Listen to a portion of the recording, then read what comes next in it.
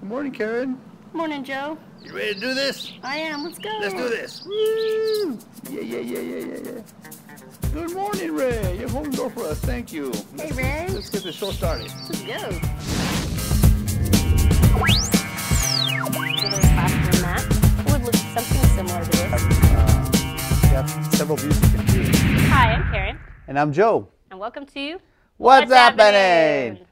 Okay, today we're going to be going over this one app called Sonic Pics. Sonic Pics, and it's a wonderful app that's part of the TLI grant, but it's also an app that can be used for reading and writing, but it can also be used for other subjects. It's just not limited to just that. Okay, but we're going to give you several examples on how you can use Sonic Pics, but I'm going to go and get started with the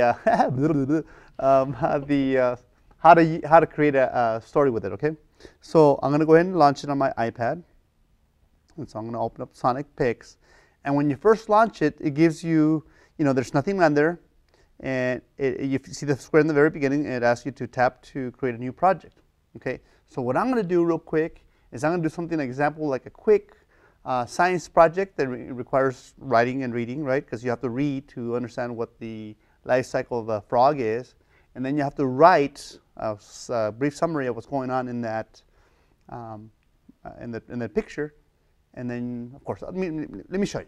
So I'm going to go ahead and tap to create, and keep in mind, right? I'm going to call this one the frog cycle.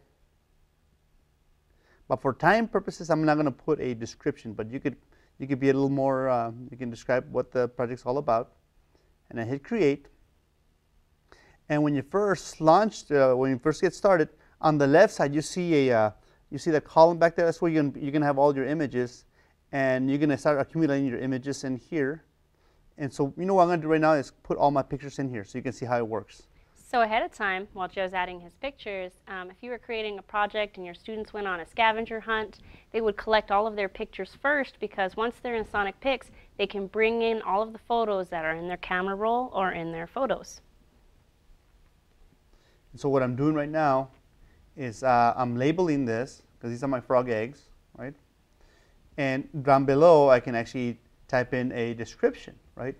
And I can describe like where the frogs lay their eggs and what kind of environment, blah blah. So I can, so I'm just gonna type in environment. Hey, thank you for autocorrect, right? And so then I already have my first picture. Then if I want to add a second picture, then on the bottom left, you have the button where it says Add Images. I tap on it, right? And so I go back to my camera roll, and I have my tadpole. So I click Done. So I can just tap on see where it says Tap to Edit Image Title. It's pretty simple, intuitive. It tells you what to do, right? So I'm going to put tadpole, right? And under description, and I can just, right now I'm just going to be really like, no lungs, right? And no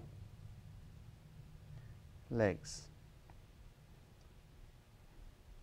Okay, maybe period. Doesn't make a difference, huh? Sorry. Okay, so I hit done, and so the one more picture. So I go to Add Images, my last one, and this I'm going to enter my adult frog. So I'm going to call it adult frog, real quick, like. And I'm trying to go as fast as I can. And so I'm going to leave the description alone. But see, now I can, at this point, on the left side, say for example, you can actually move the pictures around, right there. So you can change the order if you have them out of order. But I'm going to go and put them back in order. So then I go back to my first image, and at this point I can hit the record button, and it's going to record everything I say as I'm going through the images, explaining things. Let me show you, okay? So I'm going to hit record. Well, this is the frog eggs. As you can see, they look like regular eggs. And then here you have the tadpole. The tadpole has no legs, doesn't have any lungs, and it's got a tail, right, to swim with. Oh, wait a minute, I'm not recording yet. Sorry, I forgot to hit the record button. So I hit the record button here. These are the frog eggs. As you can see, they look like regular eggs. and my image went out, didn't it? Mm-hmm. Yeah. So I'll come around. So then, maybe it'll catch up right now. And then you have the tadpole, right? I'm still recording. The tadpole has no legs and has a tail and no lungs. Then the frog has lungs, well-developed lungs, legs, and this is the end of my story. So then I stop recording and tap here to end recording on the little square with the arrow, and we save. Okay. I guess the this app can't handle. The reflection can't handle the app while it's recording. But see, now I have my recorded story, and if I play it, I'm going to tap on it. These are the frog eggs. And play it. As you can see, they look like regular eggs. And my image went out, didn't it? Yeah. So I'll come around. So then, maybe it'll catch up right now. And then you have the tadpole, right? I'm still recording. The tadpole has no legs and has a tail and no lungs. Then the frog has lungs, well-developed lungs, legs, and this is the end of my story. So then I stop recording. I'm gonna hit done. And what's cool is there's some apps in schools, right, that are kind of locked down. You can't really save onto them or whatever. So when you're ready to share, okay, my video, okay, there it is. When you're ready to share, you wanna put on other devices. One of the cool things that Karen pointed out is this one has the send to my computer. So if the iPads are on a local Wi-Fi network, click on send to my computer, and you turn the sharing status to on. It gives you an IP address. So that IP address you see on the screen there, you type it into a computer, and then it'll give you the option to download those videos straight from the iPad to your computer. So you can start creating a folder and have a collection of all the videos your kids create. Pretty awesome. And then the other one, of course, YouTube. I would share YouTube, but a lot of districts have YouTube blocked. So boo for that, right? And of course, and then you have email. If you want to email it, and the last one is save to library. It actually saves it onto the camera roll of the iPad. Mm-hmm. So you can go back and review those videos later. But at this moment, I'm going to pass it over to Karen, because she's going to share something that she did with students, right? Yes. So. Actually, I use the same app, Sonic Pics, over at Bliss Elementary School with a pair of second grade students. And our idea was that we would go ahead and, let's go ahead and connect this here. We would go ahead and do a scavenger hunt and use Sonic Pics as our way to present some of their findings. So that week, they were learning about antonyms and synonyms. So we decided we would come up with an antonym scavenger hunt. And so in this case, what we did was we built a checklist based on a ditto that they were actually working on in class. So they were looking for something long, and they had to match it to something short. So in this case, I didn't tell them what the antonym of long was. They had to figure it out. So they took this checklist with them around the campus, and they took their own pictures looking for something long and the antonym of something long. And so once they took all of their pictures, we wanted a nice, unique way to share their work with the rest of the class, and then, of course, to see what everyone else saw when they thought of long and short. So I want to share the work of these two students.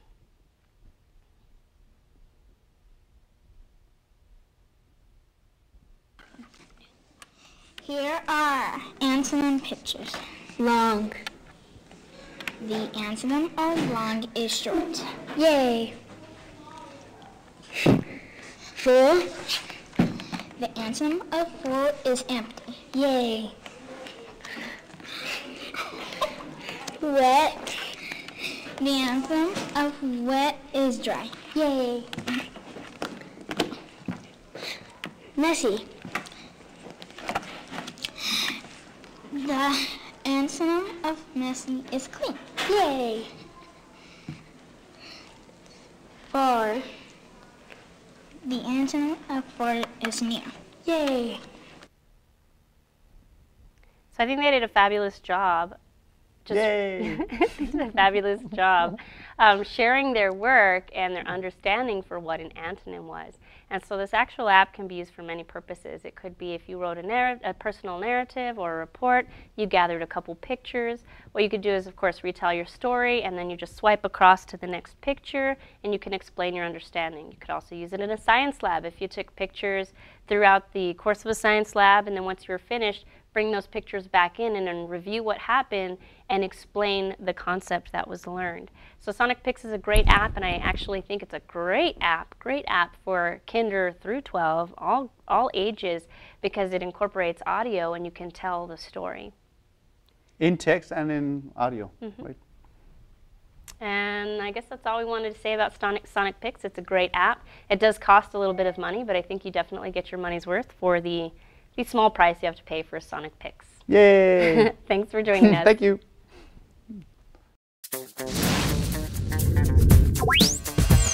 Regular classroom map. It would look something similar to this. Yes, several pieces.